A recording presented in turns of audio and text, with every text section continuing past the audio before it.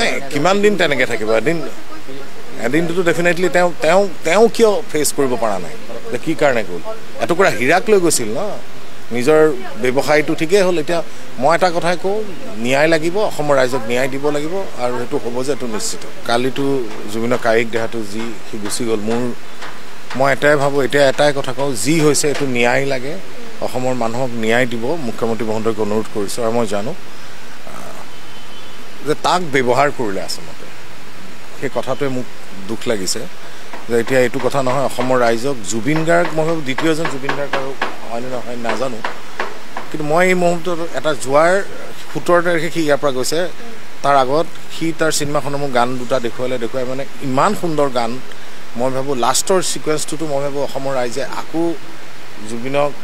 হলত কি পৰিৱেশ হ'ব মই সেই চিন্তাটোৱে মই কৰিছোঁ আৰু সি মোক কৈছে মই 20 তাৰিখে ফাংচন 21 তাৰিখে ঘূৰি আহিম অহাৰ পিছত গানটো গাম আৰু ডাবিংখিনি মই কমপ্লিট কৰিম এইটো কৰিব নোৱাৰিলে কিন্তু মই ভাবোঁ সি তেনেকৈ যাব নালাগিছিল এইটো বয়স হোৱা নাছিল জুবিন গাৰ্গৰ আৰু মোৰ অসমীয়া ছবিৰ ক্ষেত্ৰত মোৰ নিজৰ ব্যক্তিগত কথা যদি সোধা হয় আজি যে যতীন বৰা হ'ব পাৰিছোঁ তাৰ হামিং তাৰ গানত মোৰ অভিনয়টো এটা পৰ্যায়লৈ লৈ গৈছিল আৰু এতিয়া মই খুব অকলশৰীয়া অনুভৱ কৰিছোঁ জুবিন গাৰ্গৰ ক্ষেত্ৰত যে মই জানো যে গান এটা গালে সিও কয় যে তই কেনেকৈ হাত মেলিবি কি এক্সপ্ৰেশ্যন ল'বি গানটো গোৱাৰ পিছত আফটাৰ শ্বুটিং আহি পেলাই সি গানটো চাই আকৌ কিছুমান বস্তু ভৰাই তাত গানটো আৰু মই আধৰুৱা হৈ ৰ'লোঁ আৰু এতিয়া মই এটা কথা কওঁ অসমৰ ৰাইজে এই সত্যটো বিচাৰিছে কি কাৰণে জুবিন গাৰ্গ আৰু মই ভাবোঁ সি খুব কেয়াৰিং নিজৰ ক্ষেত্ৰত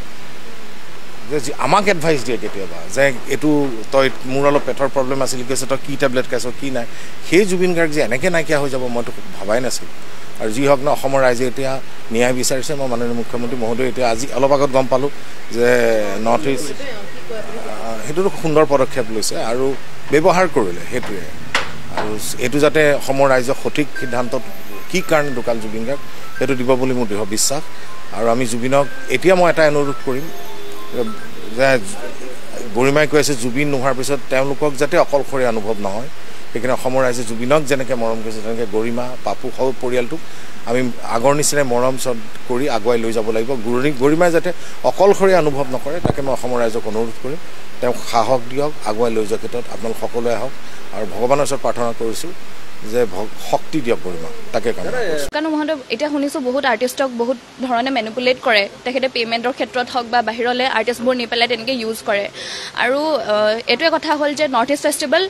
আমাৰ জুবিনে আমাৰ মাজৰ পৰা নোহোৱা হোৱাৰ পাছতো তাত পাতিয়ে আছে কালি এটা ভিডিঅ'ৰ থ্ৰুৱেদি এগৰাকী মডেলে জনালে আমাৰ অসমৰ মডেলে আৰু সেইটোতো খুব লজ্জাজনক কথা আমাৰ অসমৰ বাবে অসমৰ ইমান এজন ডাঙৰ সম্পদ হেৰাই গ'ল তাৰ পাছতো তেখেতে তাত নিজৰ বিজনেছ মিটিং কৰি আছে ফেষ্টিভেল পাতি আছে আৰু তেখেতৰ ঘৈণীয়েকৰ যি সেয়া লজ্জাজনক মানে ইটিকিং বাছক যিটো হাঁহি মাৰি পেলাই তেওঁলোকে কথা কৈছে তাতে গম পোৱা গৈছে তেওঁলোকৰ কিমান সুখ আছে আমাৰ অসমৰ প্ৰতি তেওঁলোকৰ কিমান দায়িত্ব আছে তাতে গম পোৱা গৈছে আৰু কোনো ধৰণৰ দায়িত্বশীলতা নাই আমাৰ জুবিনদাৰ প্ৰতি তেওঁলোকে দায়িত্ব নোলোৱাৰ কাৰণে আচলতে তেখেতৰ এয়া অৱস্থা হ'ল আৰু চৰকাৰে উচিতভাৱে তদন্ত কৰক তেখেতৰ ওপৰত ধৰি আনি পেলাই ইয়াত বেন কৰিছে যদিও তেখেতৰ পৰা মানে তেখেতক ইয়ালৈ অসমলৈ মাতি আনক ৰাইজৰ হাতত গতাই দিয়ক মই সেইটোৱে বিচাৰিছোঁ আজি মানে মই ঘৰলৈ গৈ আছিলোঁ দেখিলোঁ আৰু ঠাইখন দেখি পেলাই আকৌ ৰৈ গ'লোঁ এতিয়া এনেকুৱাই হ'ব অসমৰ ৰাইজ ইমূৰৰ পৰা সিমূৰলৈ ঘূৰি ফুৰোঁতে ঘপককৈ মানে মানুহবোৰ পাৰ হৈ যাব নোৱাৰিব ৰৈ এবাৰ এনেই ঠাইখন চালে কিবা এটা অনুভৱ কৰিব আৰু জুবিনৰ কায়িকভাৱে নাথাকিলেও তেওঁক ইয়াতে অনুভৱ কৰিব তেওঁ থকাটো সেই বুলিয়ে সোমাই এবাৰ আকৌ সোমালোঁ কালি আহিছিলোঁ যদিও সমাধি ক্ষেত্ৰখন তেওঁক স্মৃতিৰ জড়িত যিমানখিনি কৰিব পাৰে কৰিবই বিশেষকৈ তাৰমানে ইয়াতে তেওঁ যিবোৰ সৃষ্টিৰাজি সেই সৃষ্টিৰাজিক ইয়াত চৰকাৰেতো সংৰক্ষণ কৰিবই কিন্তু ইয়াত যাতে দূৰ দূৰণিৰ পৰা অহা দেশৰ বিদেশৰ সকলোৱে আহি জুবিনৰ যিখিনি সৃষ্টি আছিল সেই সৃষ্টিখিনিক অনুভৱ কৰিব পৰাকৈ তেওঁলোকে যে আহি যাতে ইয়াত এনেকুৱা এটা অনুভৱ কৰিব পাৰে সৃষ্টিখিনিৰ বিষয়টো ইয়াত আহি তেওঁলোকে অনুভৱ কৰিব পাৰে যে তেওঁ এনেকুৱা ধৰণৰ কাম কৰিছিল অসমীয়াটো গোটেইখিনিয়ে জানে কিন্তু বিদেশৰ মানুহ কেতিয়া আহিব আহিলে অন্ততঃ সেই বস্তুখিনি দেখা পালে ভাল পাব কিন্তু এই বিষয়ে নিশ্চয় ভালকৈ চিন্তা চৰ্চা কৰিয়ে আছে, সেইটো আমি ক'বলগীয়া নহ'বই চাগে, খুব সুন্দৰ হ'ব বুলি আমি আশা কৰোঁ।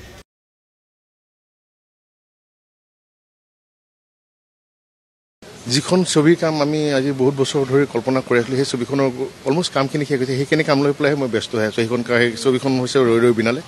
সেইখন আমি 31 অক্টোবৰ তাৰিখে ৰিলিজ কৰাৰ কথা আছিলে, আৰু সেই কামখনৰ এতিয়া বেকগ্ৰাউণ্ড মিউজিকখিনি বাকী আছে, বাকী গোটেইখিনি কাম হৈছে। সেই কামখিনি বাকী আছে। সেই কামখিনি সদ্যহতে প্ৰথমতে একদম লাইন আপত থকা কাম সেইটো আমাৰ। বেকগ্ৰাউণ্ড মিউজিক হোৱা নাছিলে, এতিয়া বেকগ্ৰাউণ্ড মিউজিক আমি আৰম্ভ কৰিম সেই কামটো। 21 তাৰিখৰ পৰা বেকগ্ৰাউণ্ড মিউজিকত বহা আহি কথা আছিলে, কিন্তু আমাৰ কপাল বেয়া।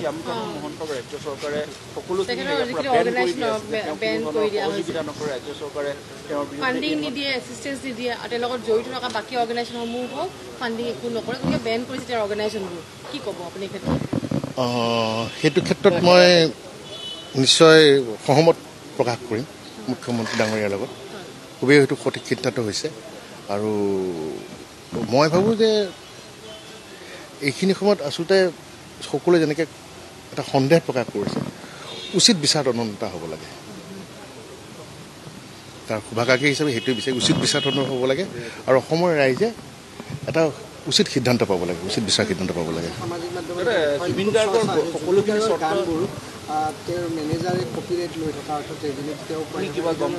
নহয়, জুবিন গাৰ্গৰ মেক্সিমাম গান আছিলে আমি যদি দেখোঁ, মোৰ একদম যিখিনি জানো NK প্ৰডাকশ্যনৰ লগত যিখিনি গান আছিলে সেইখিনি NK প্ৰডাকশ্যনৰ লগত আছে। তাৰপিছত জুবিন গাৰ্গৰ নিজৰ যিখিনি গান আছিলে সেইটো জুবিন গাৰ্গৰ পেজৰ পৰা যিটো কৰা সেইটো জুবিন গাৰ্গৰ নিজৰ কপিৰাইটত আছিলে। বৰ্তমান যিখিনি আছে তেওঁৰ নিজৰ কপিৰাইট, সেইটো কোনো বেলেগ প্ৰক্ৰিয়া নাই। NK প্ৰডাকশ্যনৰ লগত যিমানখিনি গান আছিলে সেইটো NK প্ৰডাকশ্যনৰ কপিৰাইট। আমাৰ পুৰণা গান যিবোৰ আছিলে NK প্ৰডাকশ্যনৰ কপিৰাইট, কিন্তু মায়াবিনীটো চিনেমাৰ, সেইটো মায়াবিনী NK প্ৰডাকশ্যন, সেইটো চিনেমাৰ প্ৰডিউচাৰ হাতত আছে, ৰাইট। তেনেকুৱা ধৰণৰ বহুত গান চিনেমাৰ প্ৰডিউচাৰৰ আছিলে, সেইখিনি চিনেমাৰ প্ৰডিউচাৰৰ হাতত আছে। ছ'চিয়েল মিডিয়াত থকা যিবোৰ আছে, যিবোৰ গান বাজে, যিবোৰ বনাব পাৰে, সেইবোৰখিনি স্পটিফাই হওক বা যিখিনি আছে সেইখিনি যিখিনি কালেকশ্যন ৰেভিনিউ জুবিন গাৰ্গৰ নিজৰ হেৰি মানে সিদ্ধাৰ্থৰ ওচৰত আছে নেকি? নাই, কপিৰাইট জুবিন গাৰ্গৰ নিজৰ কপিৰাইট হয়। কপিৰাইটটো জুবিন গাৰ্গৰ হয়, কিন্তু যিখিনি ৰেভিনিউ কালেকশ্যন হৈ থাকে, যিটো প্ৰক্ৰিয়াৰে, যিটো একাউণ্ট, সেই যিখিনি একাউণ্ট আছিল সেইখিনি মই নাজানো, সেইখিনি সিদ্ধাৰ্থ শৰ্মাৰ লগত আছে বুলি কোৱা, গতিকে সেইটো চমজাই দিব লাগিছিল পৰিয়ালৰ লোকক। নিশ্চয় যদি সিদ্ধাৰ্থৰ লগত আছে চমজাই দিব লাগিব, আৰু সেইটো মই ইমানখিনি নাজানো, কিন্তু মই জানাছিলোঁ জুবিনৰ নিজৰ একাউণ্টে হ'ব লাগিব, সিদ্ধাৰ্থ শৰ্মাৰ একাউণ্টত ৰাখিব নোৱাৰে কেতিয়াও। কিয় ৰাখিব, আৰু কি যুক্তিত ৰাখিব পাৰিব? আৰু যদি সেইটো ৰাখিছে তেতিয়াহ'লে অন্যায় কৰিছে, ন্যায়িকভাৱে তেওঁ অন্যায় কৰিছে। সেইকাৰণে জুবিনৰ যিখিনি প্ৰাপ্য কিন্তু জুবিনৰ হাতত থাকিব লাগিব। আৰু আজিতো পিণ্ড দান কৰা হৈছে, গৈছে, তাৰ বাহিৰে